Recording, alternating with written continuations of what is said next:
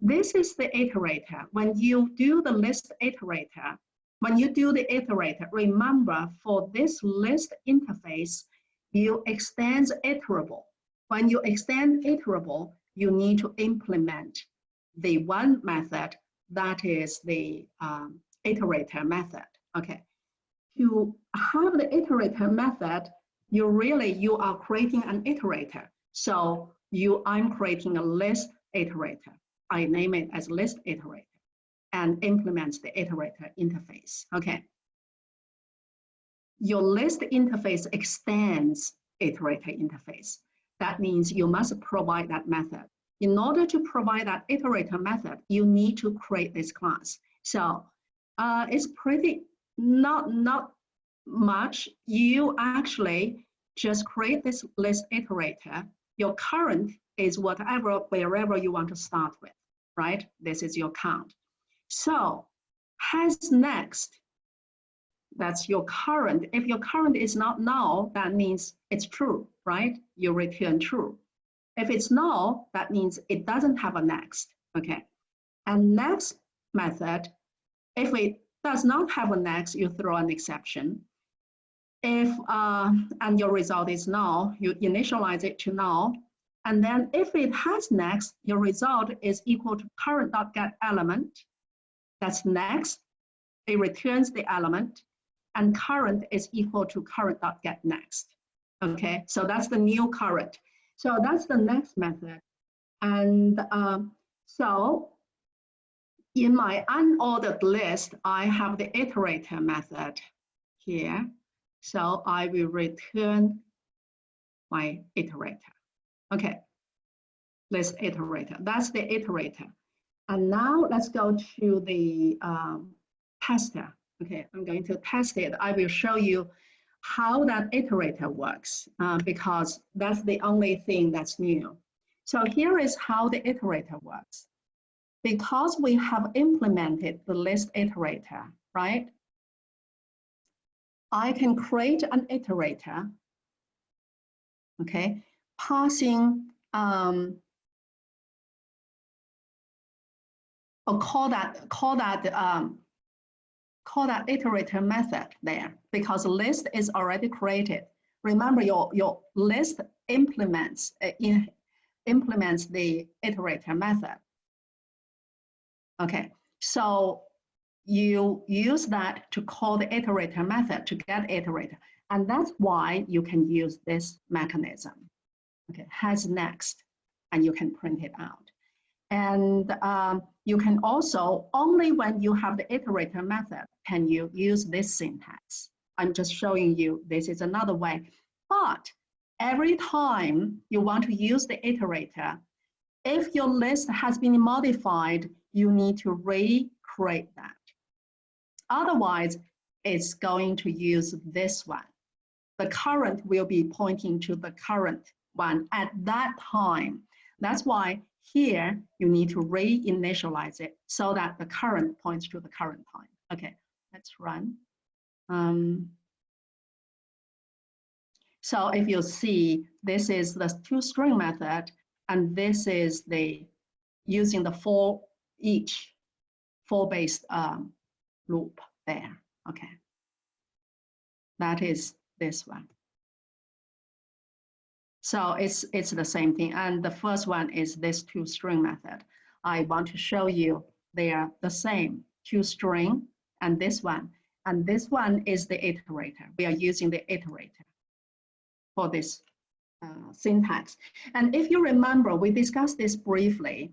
For you to use this syntax, that class has to implement the iterator method. And now you see, if you don't have the iterator, you cannot do this. Okay, that is the iterator. Any questions? Okay, now let's look at your, you don't have to worry about iterator. I just want to tell you because we have the mod count and some of you may feel, why do we need that? You may feel iterator, what is it? That's what that is. Okay, you don't have to implement that because here you do not have to use this syntax. You can just use a for loop to do it. And here you know, it's the same, okay? So this part, you know, okay? And this, you may use a CSV file. I will explain that, I will show you. And you will have,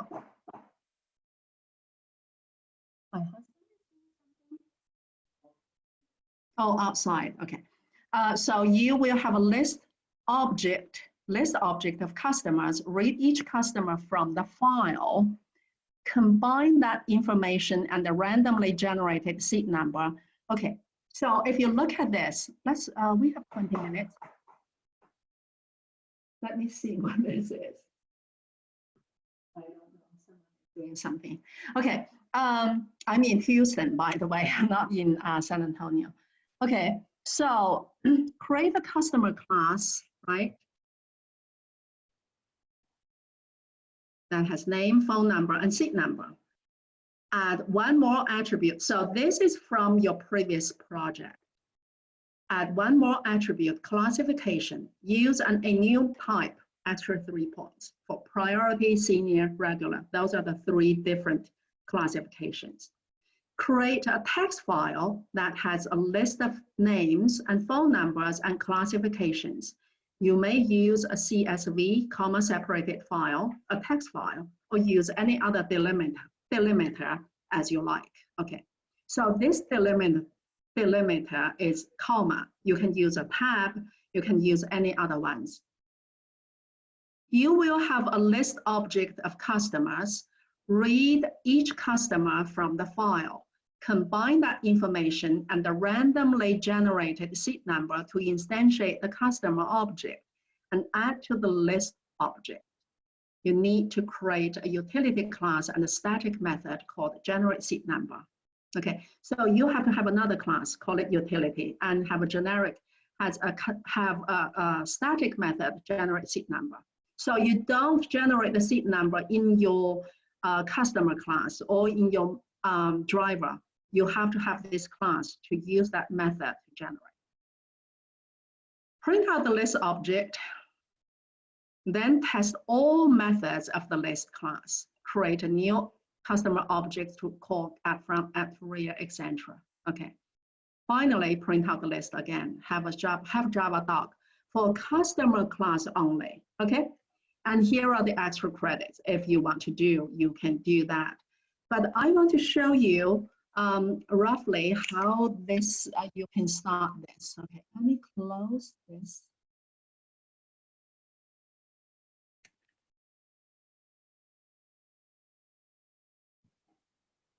Okay, so I think it's here.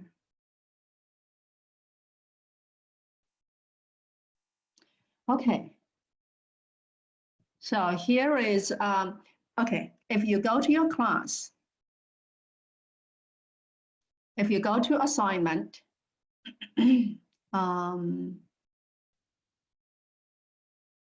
chapter 6, you have 3 more left.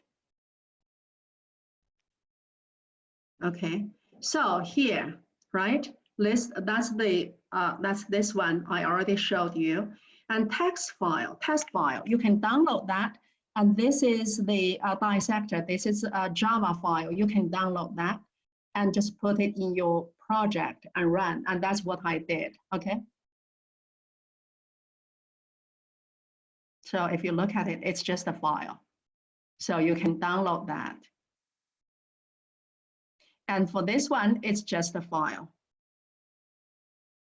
And you can download that. Okay, so that's what I did. I'm going to show you how this works. Okay, so here is the class. That's the one I downloaded.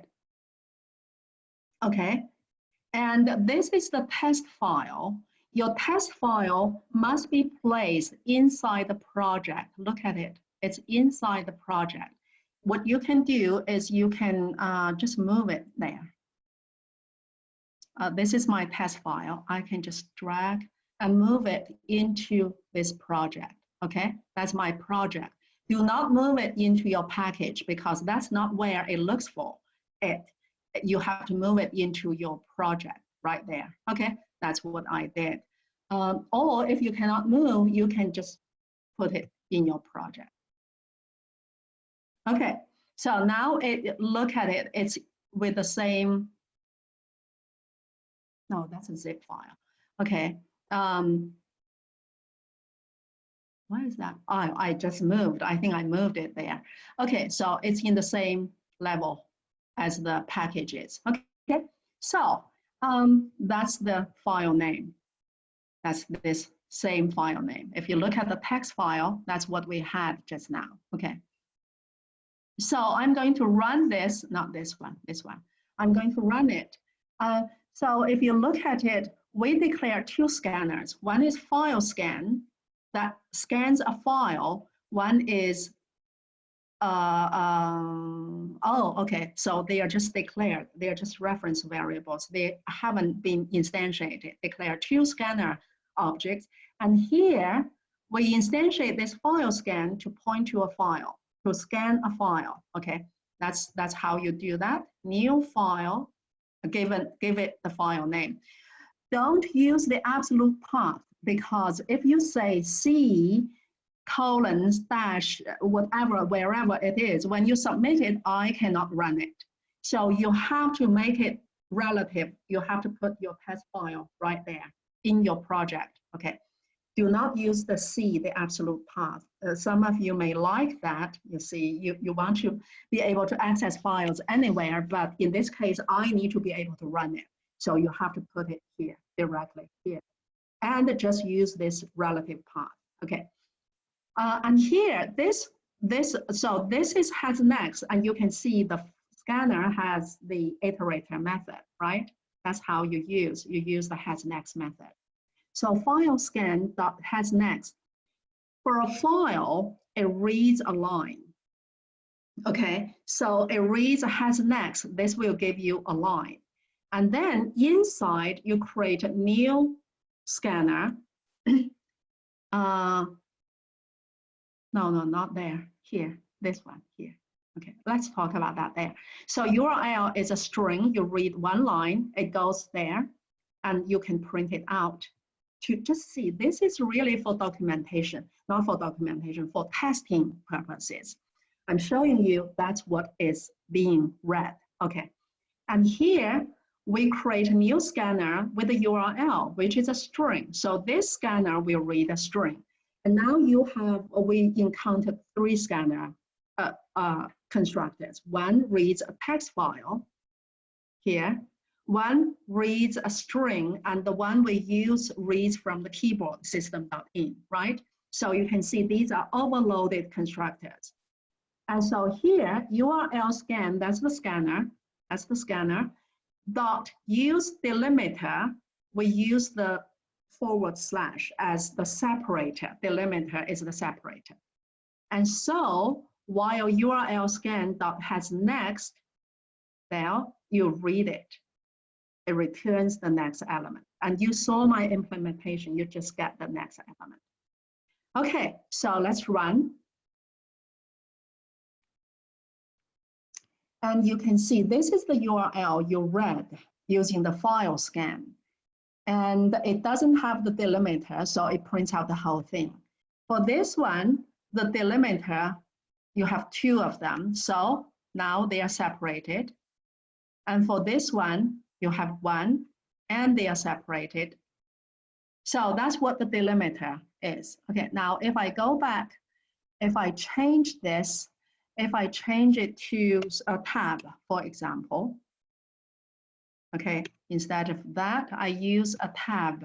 Oh, let's just put that there, just a tab, and see how this works, okay? And go back, save.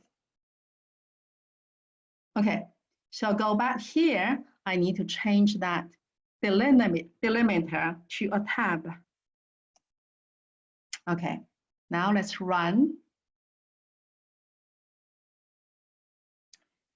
So you can see this separates them, right? So that's how a delimiter works.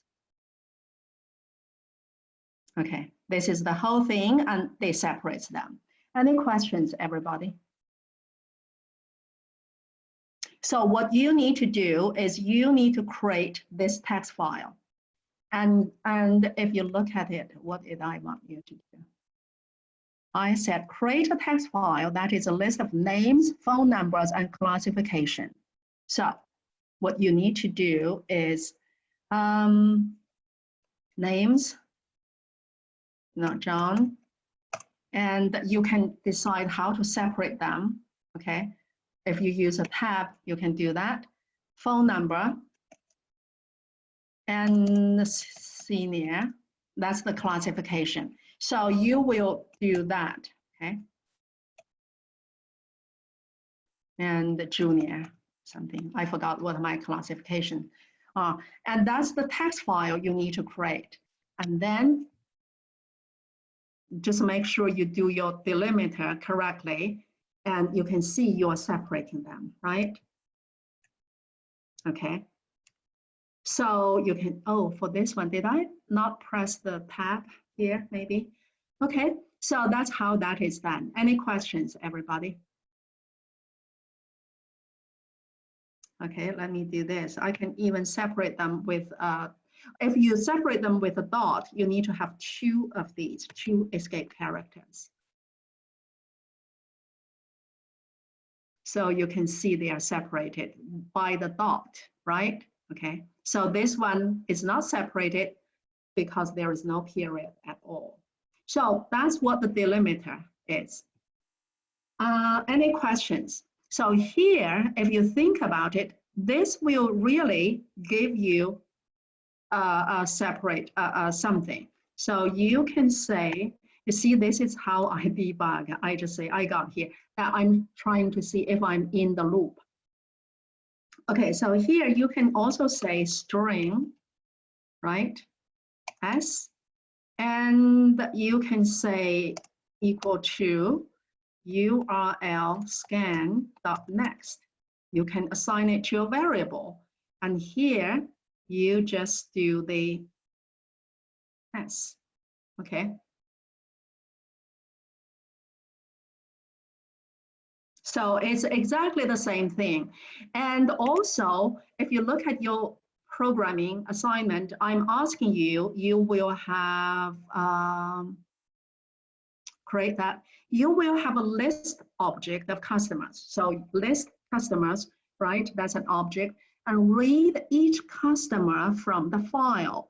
Combine that information and the randomly generated seed number to instantiate the customer object and add to the list object. So that's what you need to do. And you see that you can read them and you can assign it to an individual variable, and you can use that variable. If you are creating a student, for example, I'm just giving you an example. If you are saying student, and student just needs a name, okay? You can say new student, right? Name S and age 12. So now you're creating a student using what you read from the file. That's what I want you to do. But you have how many? You will have 3 things in your file. One is the name, one is the phone number, one is the classification. And then you will generate a random number here, generate your random number and use all that to create the student object. So you read all of them, right? And then you need to create that with the randomly generated number. Okay, so this will read each line. This will read each element, each token. And another thing to know is that I ask you only 1, 2, 3. So you know that your file for each line has 3 elements. Then instead of using this while loop, you can simply read one, next, and then next, and then next, assign them to 3 variables. You can do that, okay? Do you understand me, everybody? When I talk and you are not talking, I feel you are not there, okay? So, do you understand me, everyone? Yes. Okay, good, good. Do you think you can do this project? Yes, you can. Any questions about it? No. No? No questions? Everybody? Okay. Can I see the Okay. interfaces for the unordered list? Uh-huh. I'm sorry, say it again. The Orlando. interfaces for the unordered list. Can I see that again? Interface. Okay, interface. Yeah, I can show you the interface. Where is it? Here. Okay. So you want to see the interface, list interface. That's the list interface, and this is the unordered list interface. And this is in the book also. This is there, yes. Okay, you just need those three things because everything else is in the list interface. I don't think I have the contain. There should be a contain method. Okay, it's on the slide, in the slides. Any other questions?